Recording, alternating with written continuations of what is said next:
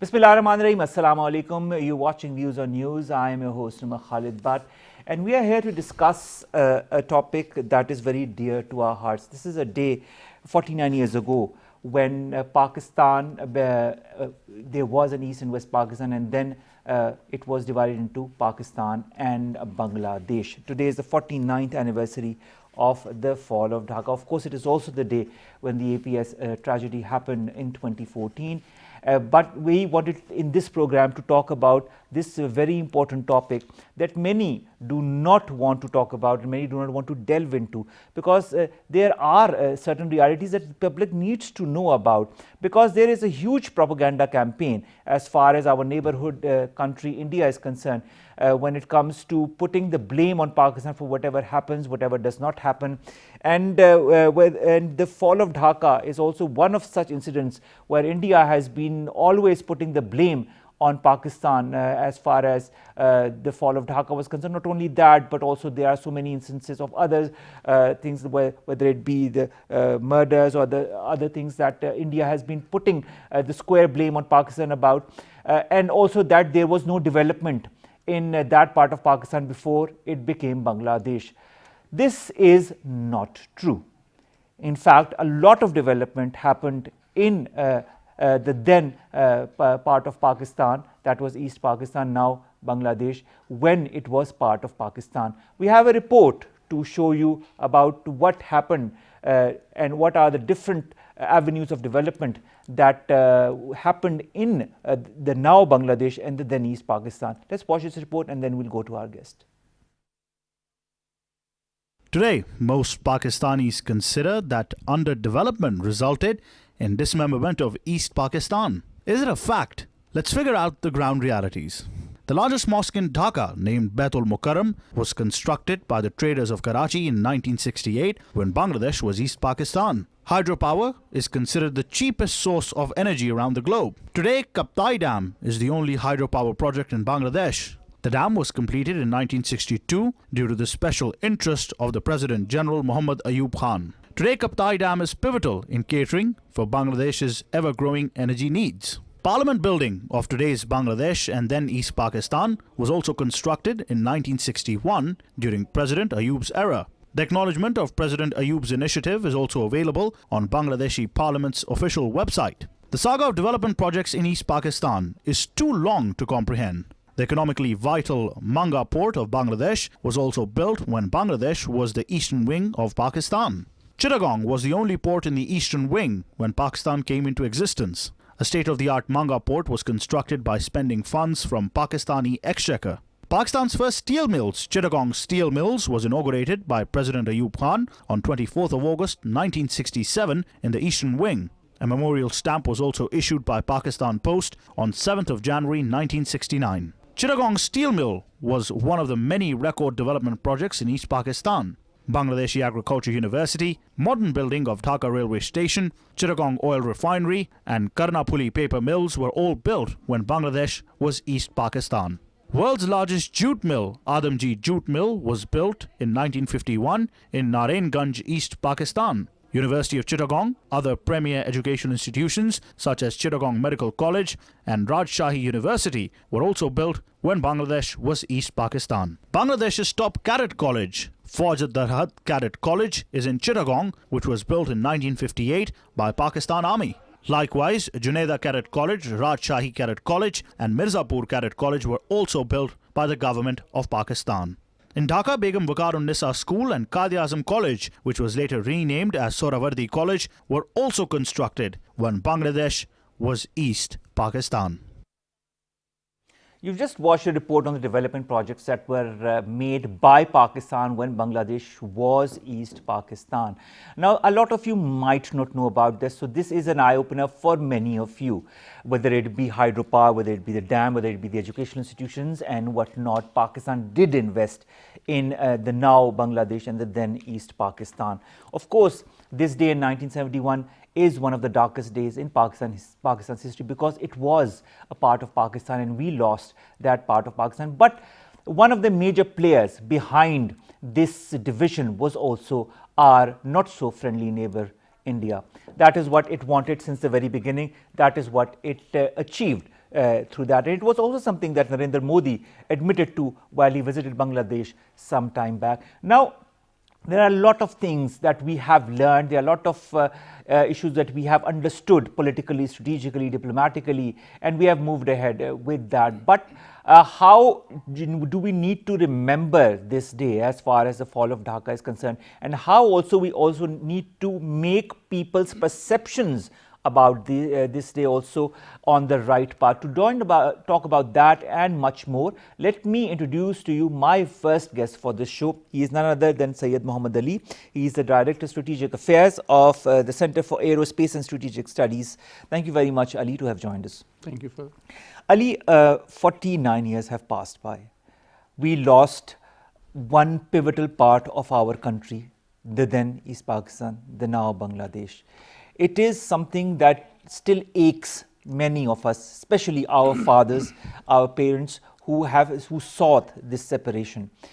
A lot of blame game was put on Pakistan, especially through this huge campaigns that were launched by India.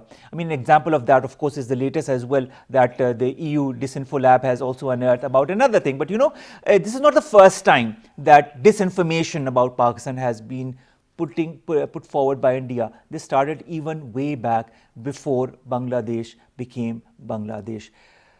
What have we learned in 49 years? I think excellent question, Umar. It's been 49 years, and the most important aspect of it, this gravest tragedy in our history, is that what have we learned? I think we have learned a lot. First off, I think diplomatically we've learned the most precious lessons. We were perhaps too close and too dependent on the United States, and we learned to relatively balance our relations with both world powers and regional countries.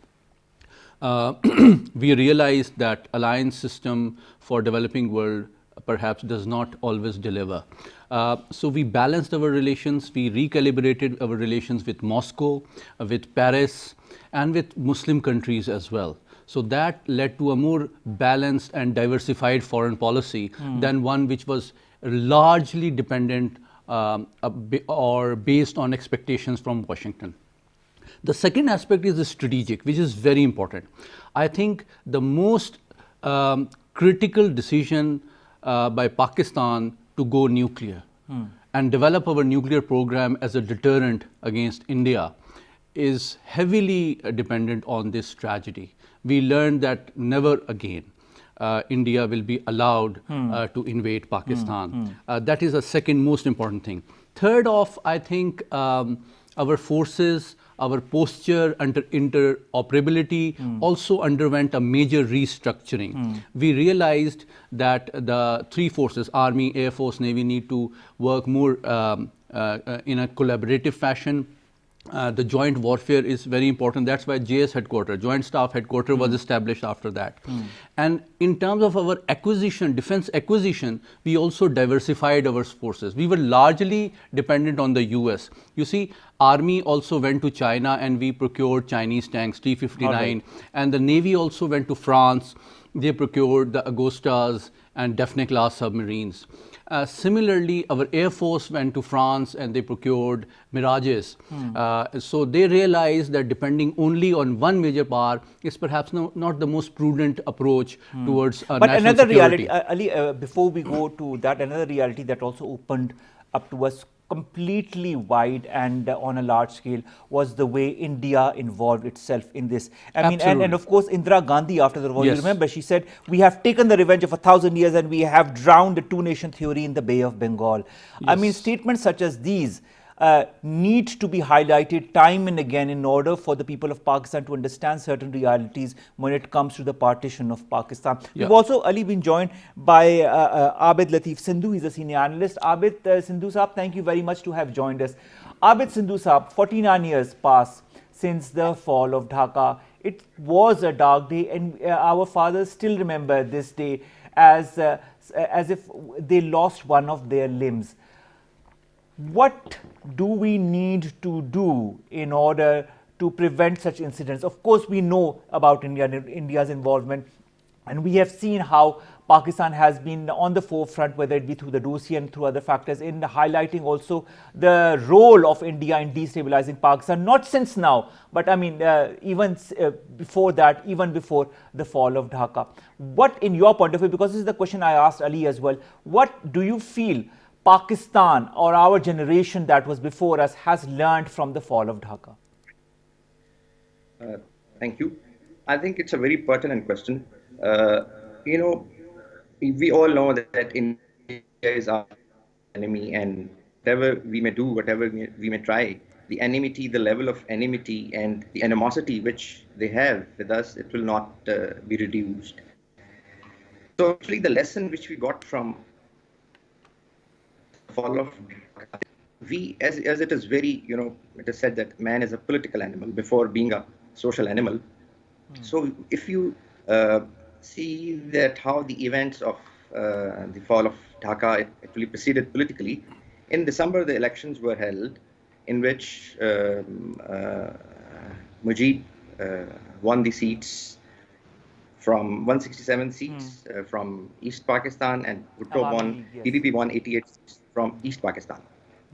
So again, he insisted that the assembly be called, and he be declared as the leader of the winning party and become the prime minister or the government of the state.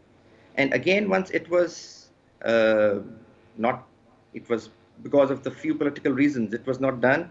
And again, in January, he declared his oath in Dhaka of his political, political MNAs, MPs, he gathered together them in Dhaka and took the oath. Again, once General Yahya announced that in March, the National Assembly will be called, and on 3rd March. And again, when it was postponed on 1st of March, a great agitation took place in the east part of the Pakistan. And the same year, on 23rd March, Mujib demonstrated his, anger by, celebrating the Day of Resistance in Dhaka. And on that day, General Yahya was also there in Dhaka. So those were the seeds which were sown for the dissension or the political And discontent. India, Sindhu Sahib, India took full advantage of this. I mean, you remember 28th April 1971, India's cabinet met under Indira Gandhi, and Indira Gandhi told the General Manak Shaw, who was in attendance at that time, go into East Pakistan. This was their foray into destabilizing the then part of Pakistan, something that they are still continuing in Pakistan, in fact. Yeah, you're right. Once on 25th and 26th, once the crackdown was, because of, falling against the state on 25th and 26th, once the crackdown was made against them, so all of the most of the people and the dissenters from the Awami party, they crossed the border, went into India, and India cashed that moment and converted them into Mukti Bani. You are absolutely right. And of course, not only, I mean, the role of Mukti Bani is not only in the killings of so many people in the then East Pakistan, the hundreds of thousands who were killed, and then of course started the blame on Pakistan, when in fact it was the Mukti Banis who were behind all of this. Then on the 21st of November 1971, you know exactly, Abid, that Indian Army crossed border and launched a full-scale invasion of East Pakistan on 23 fronts. Yeah, that was 20th November, once they started the all-out war. Earlier, they used to conduct the artillery fire, the cross-border fire, and that too, the fire raids, not the physical contact with the Pakistani side of the border. But, the sectors like Rajshahi, the Rangpur, the Chittagong, and the Sylhet, those were become absolutely active after 20th November. And after 3rd December, all-out war also included the air raids, and they also destroyed the only landing ground, or I would say the airfield, which Pakistan had of Dhaka. So that's how they built the military momentum and converted First, they created a subversion. Then, first they created a subversion, converted into insurgency, and then converted into a military conflict. Exactly. I just Yes, want Ali, you to, wanted to I add just, something to yeah, I that. just wanted to add one thing. I think the most important lesson of the 1971 war for the world and for your viewers to know and for our audience to understand, cutting beyond the military jargon, we need to candidly and boldly and frankly tell the world that India introduced terrorism as an instrument of its foreign policy in South Asia. India is the pioneer of terrorism, of introducing terrorism as an instrument of foreign policy in this region, and its biggest evidence is what happened in 1971 as a culmination of that, as a consequence of that. Mukti Bahini was trained, funded, aided, equipped, cultivated, selected by Indian agencies and military personnel. That is a reality. This is a policy which continues to this day, whether it is TTP, whether it is BLA, all the terrorist outfits which are operating in different parts of our neighborhood, whether it is Afghanistan, whether it is any of the other neighbors, is a continuation of that policy that started from East Pakistan. True. And that is very important. And the day that we are marking today, one of the most tragic day, what happened 6 years ago in terms of the APS tragedy, is also very important, that our adversaries chose that day to send us a psychological message to the entire nation that you will be harmed and you will be hit on the same day, so that the pain and the wounds remain and they continue to bleed. And thankfully, no other event, I think, in the last 19 years of war on terror has galvanized, energized, and united our nation more than what happened in the APS school. And from that day onward, there was no looking back, and our armed forces, with the support of our military leadership, with the support of our intelligence agencies, with the support of our nation, fought back and re-won the nation, the country, from the threat of these terrorists. And thankfully, Pakistan is perhaps the only country in the entire world which has successfully defeated terrorism from its own borders and territory, despite grave violations, investments and efforts by India to maintain and continue Exactly. that. And I mean, and these efforts, as you very ably pointed out in the very beginning, did not start from now, but started decades back, and that is Absolutely. what led also to the creation of Bangladesh. Now, Sindhu Saab, when we come to Mukti Bahanis, why isn't there much hue and cry internationally on their creation, on the role of India, something that even Narendra Modi admitted to quite recently on his trip to Bangladesh? Not even Narendra Modi, one of the advisors of Indira Gandhi, Professor Shanti Mo, he recently in his one of the article, he also admitted to the fact that they were, I would say, bitterly involved in getting East Pakistan, turncoated from the West Pakistan. You see, actually it all started from Agartala, and it's a western town of Tripura, state of India, in which Mujibur Rahman was taken there with one Muhammad Ali Raza and few other accomplices, and there they actually, I would say, sown the seed of this subversion through Mukti Bahini. Later, again in 2011, in the Bangladeshi parliament, Mr. Shaukat Ali admitted, and he said that whatever allegations were imposed and whatever allegations were made against Mujibur Rahman and his accomplices was actually true. And so this again, this brings us to the point that, what lesson we have learned. There are other two lessons which we have learned from this debacle of Bangladesh. That's, nationalism, once we talk of West Pakistan, it is based on religion. And nationalism, once we talk of East Pakistan, it is based on language.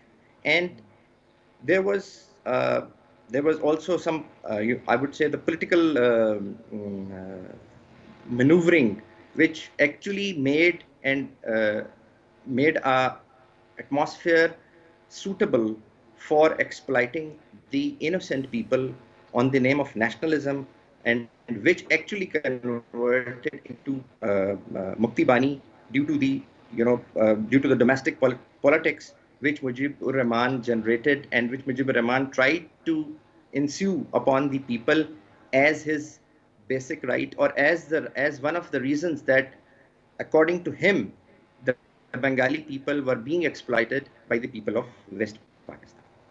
Now, Abid, there's a very important point that I'd like to highlight here, and I'd like to ask your opinion and ask Ali as well, who's in the studios. India has never really accepted Pakistan's independence. Since 1947, time and again, it has been calling for greater India, greater Bharat or whatever. And of course, under the BJP government, it has become even more prominent that they are taking claim to much more than even Pakistan and even beyond Pakistan. So, wasn't that the intention since the very onset to destabilize at that time before 71 East and West Pakistan one way or the other, and post 1971 West Pakistan, that is now of course the Islamic Republic of Pakistan? What's your take on that? I mean, what I want to ask you is that wasn't that since the very onset that India wanted to destabilize Pakistan? Yeah, of course, that is true. India, once Modi came in 2014, and he said, opening up, he gave a mantra that he is going to open up with the neighbors, and he made lot of virtue signaling with the neighbors, and he said that there's going to be a change, and there's going to be a peace and tranquility in the region under the umbrella of SAARC or whatever trade and commerce and whatever measures he can take. But actually, deep down, they did not accept the existence of Pakistan. They were adamant to undo the Pakistan right from the very beginning. As Mr. Ali has very rightly said, that one of the lessons which we learned after the fall of Dhaka was that in 1974, once India went nuclear, we learned a lesson that I think, and this is the last time that India has done this to us. So we have to acquire all those sinews of war, which will ensure that this will not happen again. And India, not only kinetically, not only, I would say, in terms of politically or diplomatically, in every sphere, India wants and has taken steps to undermine the existence, the mere, I would say, the presence of Pakistan. You have just seen that recently, even in the geographical indication of European, in which they have filed a case against and claiming that Basmati is, their brand of rice, whereas Basmati is so true. That is so grown true.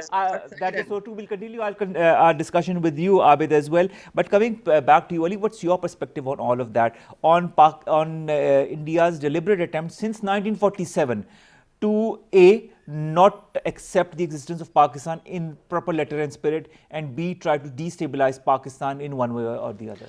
Very briefly, I think Abid Sahab has covered a lot of ground. Just for your viewers, I'll briefly say that the real Indian character has been exposed. We should be grateful to Mr. Modi because he has converted India into Hindustan. And that means three things. Basically, it is a great threat to international peace and security for three reasons.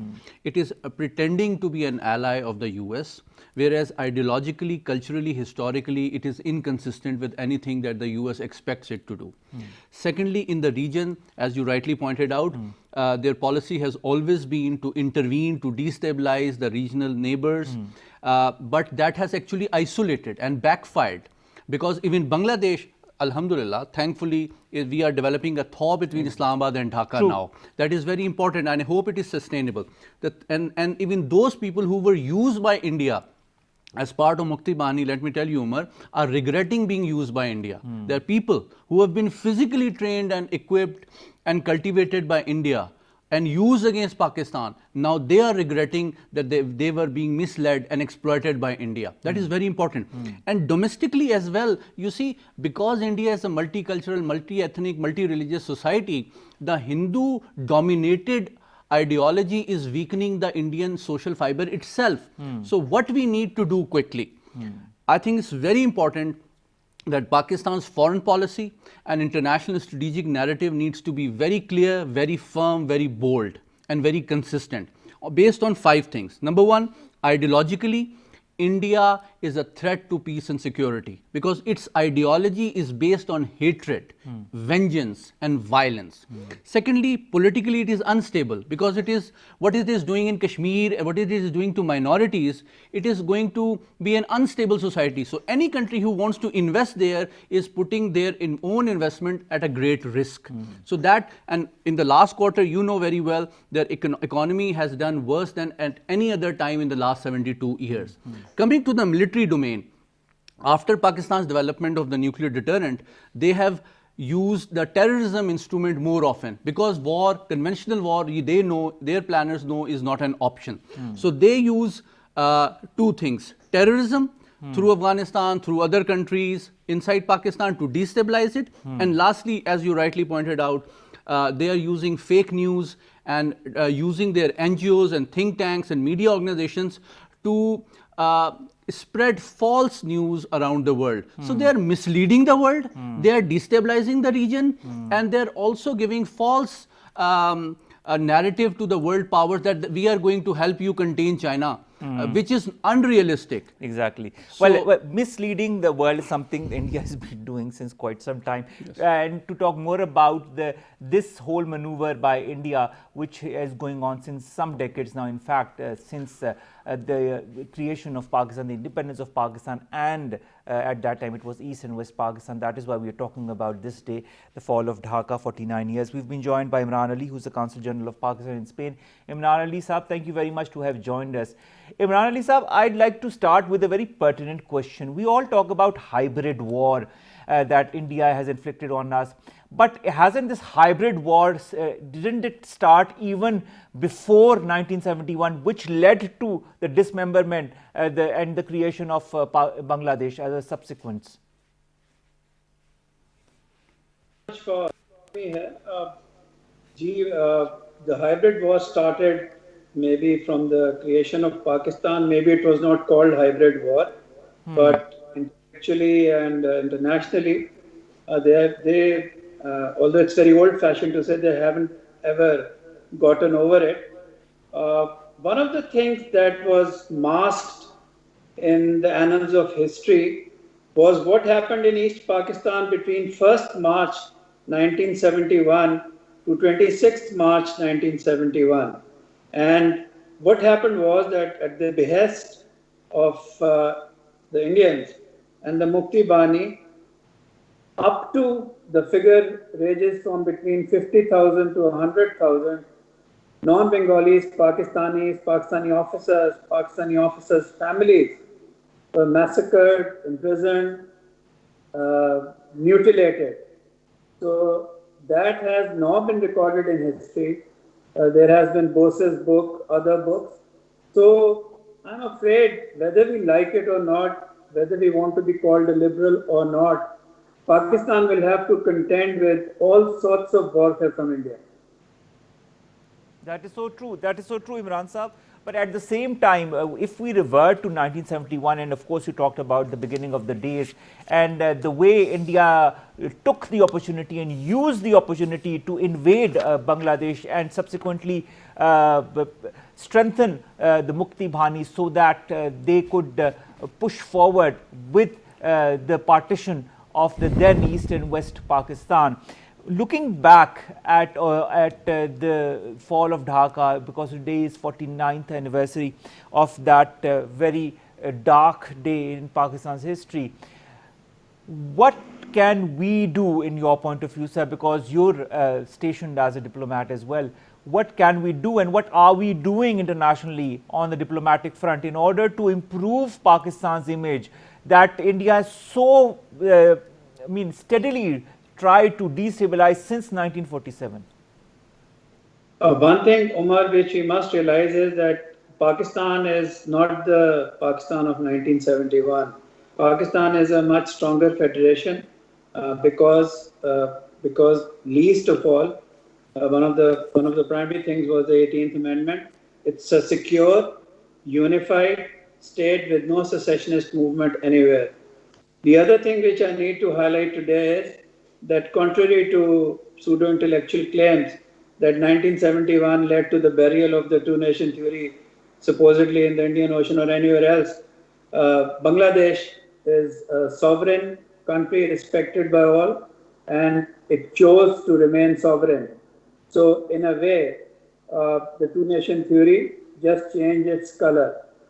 We have to be aware of the fact that there is going to be no let up in Indian efforts to hurt us. We need to look inward. We're doing a very good job now. I don't know whether we're all aware of it or not. The Foreign Office has a social media section, a strategic plan section, which is led by the Foreign Minister himself. We are aware of the power of soft media, and we are doing our best here at a very local level in Barcelona.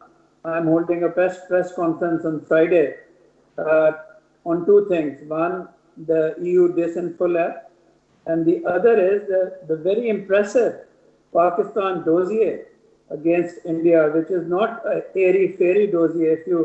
If we care to read it, telephone numbers, it has people, it has names, it has instances, it has seconds. Amounts of money that were paid to people as well, and certain proscribed organizations. Yes. So, Imran Sahab, when we talk of Pakistan's diplomatic efforts, of course, we know that India has been lobbying hard and fast across the world, whether it be for the FATF, for Pakistan, when in fact it is India. When we talk of financial terrorism and we talk of terrorism in general, 1971 is one huge example of Indian terrorism.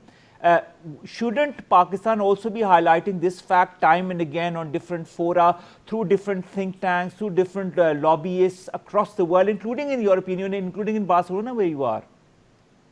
Absolutely, and one of the primary strengths of Pakistan is the Pakistani community in Europe, the Kashmiri and Pakistani community in Europe.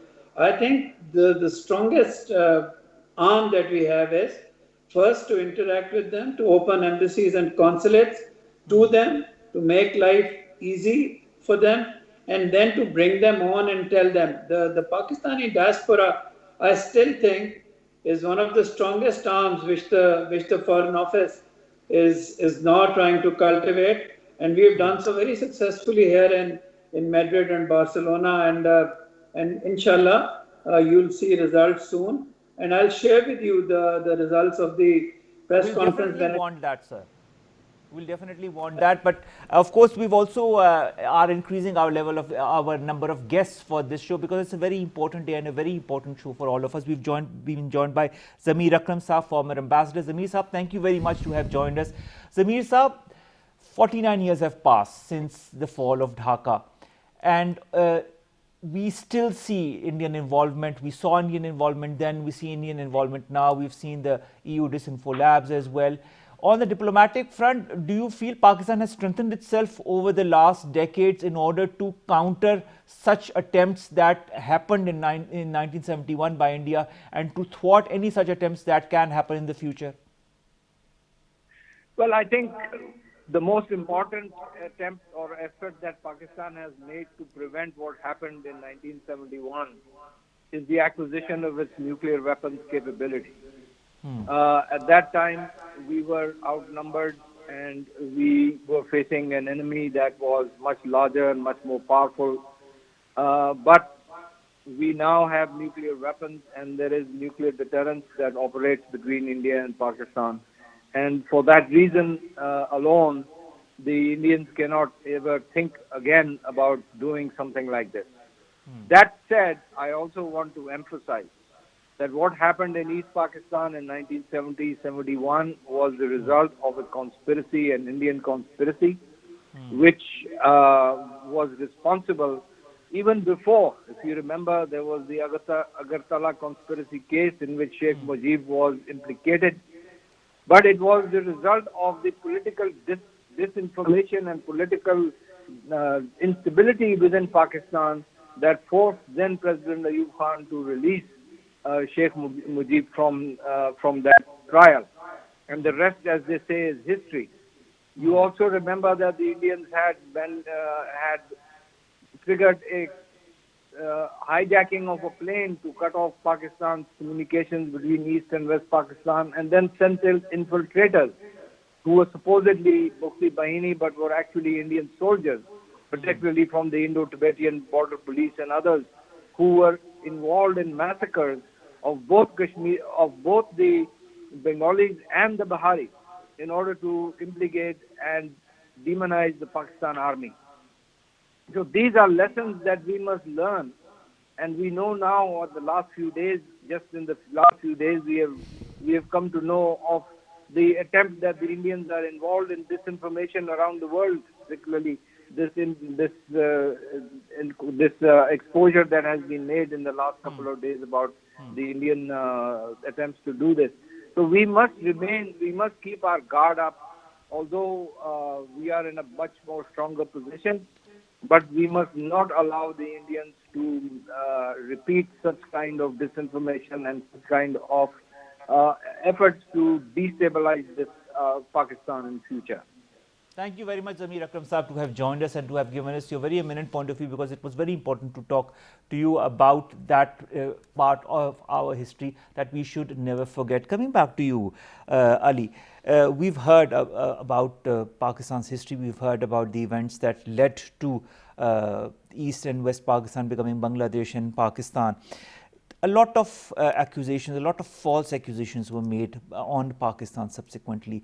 And there are different books that have come forward, whether it be through the Bengali journalist Sharmila Bose, who in her book Dead Reckoning, Memories of 1971 Bangladesh War, also refuted a lot of those claims that came on. Then there were other books that, other myths, let's put it forward, that were so propagated to such an extent that people thought that those myths were realities. In this day of social media, Ali, isn't it more important to put those part of literature also online and make our youth understand what the reality of that time period was? Absolutely. I think the onus is on our scholars, our journalists, our very eminent anchors like yourself, and also those people who are scholars and historians. There's a lot of research work that needs to be done to expose the reality of what happened in 1971, why it happened, and what are the consequences in future. It's very important because, as we briefly discussed, but this is a great evidence that has come forth. This huge fake news network, which is worldwide, which has been exposed. This indicates the commitment and the huge investment the Indian state has made. And just for your viewers, I can briefly explain how complex this whole strategic communication project has been. Before we go to the complexity of the strategic of this process and of course the involvement of India, I'd like to go back to Abid Latif Sindhu Saab, who's been waiting patiently on Skype. Abid Saab, I would like to also ask your point of view as far as the Disinfo Lab report is concerned. Isn't this going to open a lot of new, still locked doors about India's past involvement in Pakistan? Do you feel this is going to be an eye-opener for the world? Because of course BBC reported the Disinfo Lab report about Indian Chronicles, and of course the whole world is now cognizant of the fact of how India has been maligning Pakistan one way or the other through the fake websites, through the fake NGOs and so on and so forth, putting even names of people who were deceased. Don't you feel this Disinfo Lab report is going to pave the way for the opening of more such reports of India's involvement in Pakistan, whether it be in the 1971 war or even before that? Absolutely true, Umar. You are absolutely true. Actually, India, they have also adopted another measure through revisionist historians, in which they are rewriting their history and trying to depict that the Hinduvata and the Hinduism is a very great and grand concept, and it was always being, it was always being intentionally kept at the fag end of the historical spectrum. And this is the time that they have to revive their nationalism through Hinduvata and Hinduism. I think this is the time that at least we as a nation, we are not into, writing something like a revisionist type of a scholarly content, but we have to write, and our scholar have to now take on the task and the, objectives of giving the nation the corrective histories in which the myths are broken, in which the myths are made public to the people in their real and true context. And as far as this is concerned, that how this negativity and how this behavior of Indian state as a responsible state or as an irresponsible state, it is taken outside, as Ambassador Saab was also saying. The reservoir of goodwill of India is depleting in a very fast manner. I would say that it is the goodwill which India had with the neighbors, it has already gone. You can see with the Bangladesh, as Ali Saab has already mentioned, with Myanmar, except the Bhutan, with Nepal, with Sri Lanka. So India is already being exposed on that front. And again, this is the time that we should also expose the world that India is not only the hegemonic state, not only the revisionist state, it is also an irresponsible state which use the fake news, the deep fakes and disinformation as the tool of its state policy. All right. Before I come to Ali, I'd like to have the last comment from Imran Ali Saab, who's also been waiting patiently all the way from Barcelona. Sir, looking back at Pakistani diplomacy, looking at the current state of Pakistani diplomacy, and looking forward to Pakistani diplomacy when it comes to strong lobbying for Pakistan's case across the world, whether it be to highlight the atrocities that India has been perpetrating, whether it be in Indian illegally occupied Jammu and Kashmir, or the way through the dossier or the other things that we have put forward. What is, in your point of view, the 2 or 3 very important points that have been put forward by the diplomacy across the world, Pakistani diplomacy across the world? First of all, that Pakistan is a victim. Pakistan is a victim of a narrative that, as you very rightly said, started in 1947.